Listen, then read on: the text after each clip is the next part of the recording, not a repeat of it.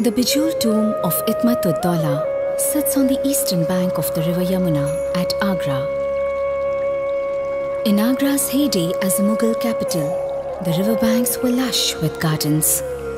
Of the 45 that once existed, now only 4 remain, apart from the Taj Mahal and Agra Fort. Built by Noor Jahan, this was the first mausoleum constructed by a Mughal Empress for her parents. Mirza Ghiyas Beg, her father, was Jahangir's prime minister and held the title of ItimadudDaulah.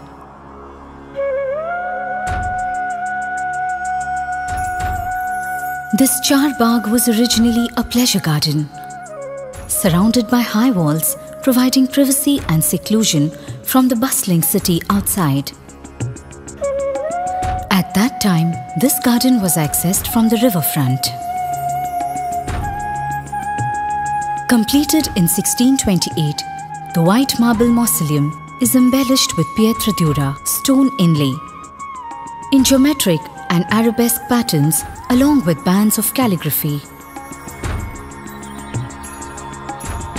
Elaborately carved brackets, chhajjas and jalis enhance the depth and richness of the tomb's decoration. The mausoleum has been built on the hushed behisht plan, where 8 rooms surround a central chamber.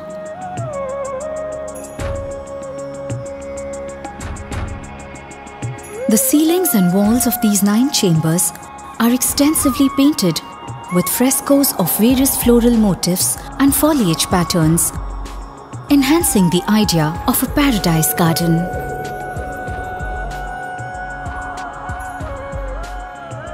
This ceiling of the central chamber is ornamented with stucco designs in myriad colors, while its marble floors are inlaid with simple and striking geometric patterns.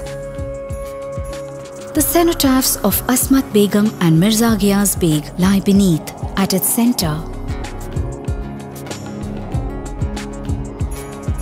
Seen by many as a precursor to the Taj Mahal, the tomb is among the finest examples of Indian architecture. The Char Bagh with the mausoleum in the center is a unique adaptation of the Persian garden. 4 gateways in each cardinal direction punctuate the enclosure walls.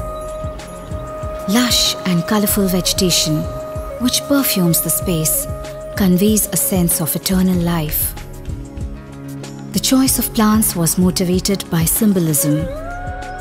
Evergreens symbolize eternity, while deciduous trees are a symbol of the afterlife.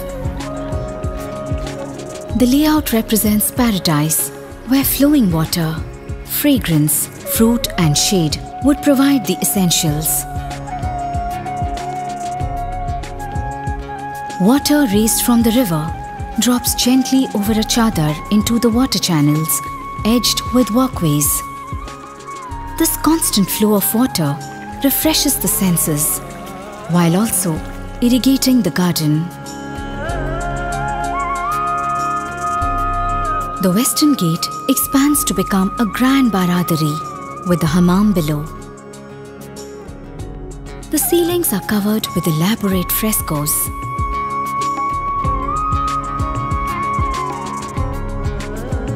At the level of the hammam are riverfront cells that were probably used by attendants and service staff.